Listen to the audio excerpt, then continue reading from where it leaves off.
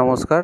জানেন কি পৃথিবীর সবথেকে বিপজ্জনক আগাছা যেটি বিজ্ঞানীদের এবং চাষিদেরও চিন্তার বিষয় হয়ে উঠেছে, সেই আগাছার নাম সেই আগাছার নাম হলো মুথা ঘাস, যেটি যে কোনো ফসলের 50% পর্যন্ত ফলন কমিয়ে দিতে পারে। এই মুথা ঘাসটির কিছু কিছু বৈশিষ্ট্য আছে, যেমন অন্যান্য ঘাস গোলাকৃতি হলেও কাণ্ড, এদের কাণ্ড ত্রিকোণাকৃতি হয় এবং এটি C4 টাইপের উদ্ভিদ হওয়ার জন্য যখন 40-45 ডিগ্রি গ্রীষ্মের তাপমাত্রা হয়, অন্যান্য উদ্ভিদ বেঁচে থাকতে সক্ষম হয় না। এদের 40-45 ডিগ্রি তাপমাত্রাতে সালোকসংশ্লেষ ভালো হয় এবং বৃদ্ধি খুব ভালো হয়। এটি খালি জমিতে এখন দেখা গেলেও, তিল কাটার পর দেখা গেলেও, এটি সবথেকে বেশি ক্ষতি করে আলুর সময়।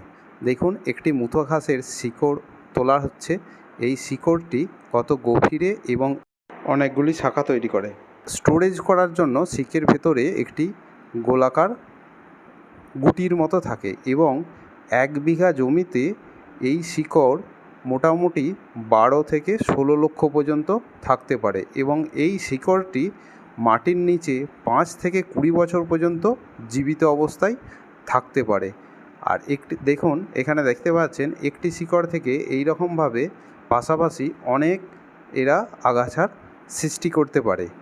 এগুলি নিয়ন্ত্রণ পদ্ধতি সম্পর্কে আমাদের কিছু ধারণা নেওয়া উচিত, যেটি হচ্ছে মে-জুন মাসে যখন 40-45 ডিগ্রি তাপমাত্রা থাকবে, সেই অবস্থায় আমাদের জমি ভালোভাবে চাষ দিয়ে মাটি উল্টে দেওয়া হয়, রোদেতে শিকড়গুলো দেওয়া হয়, তাহলে মাটিগুলো থেকে শিকড় আলাদা হয়ে যাবে এবং কিছু নষ্ট হয়ে যাবে। এছাড়া জৈবিক পদ্ধতিতে যদি চওড়া পাতার ধরুন ধনচে এইসব জাতীয় ফসল চাষ করা যায়, তাহলে এই মুথা ঘাসও কিছুটা কম হয়। এবং রাসায়নিক হিসাবে আমরা গ্লাইফোসেট 41% SL প্রতি 16 লিটার জলে 200 ml, সঙ্গে 2,4-D সোডিয়াম সল্ট কিংবা লিকুইড যেটি 2,4-D আছে সেটি 50 গ্রাম, পাউডারটা হলে, লিকুইডটা হলে 40 ml, সঙ্গে 100 গ্রাম ইউরিয়া মিশিয়ে স্প্রে করলে আমরা ভালো ফল পেতে পারি। স্প্রে করার সময় কতকগুলি সতর্কতা অবলম্বন করতে হবে। সেটি হলো, জলটি ঘোলা জল হওয়া চলবে না। মাঠের কি পুকুরের জল হতে পারে, কিন্তু জলটি যেন পরিষ্কার হয়, মাটি ঘোলা যেন না থাকে।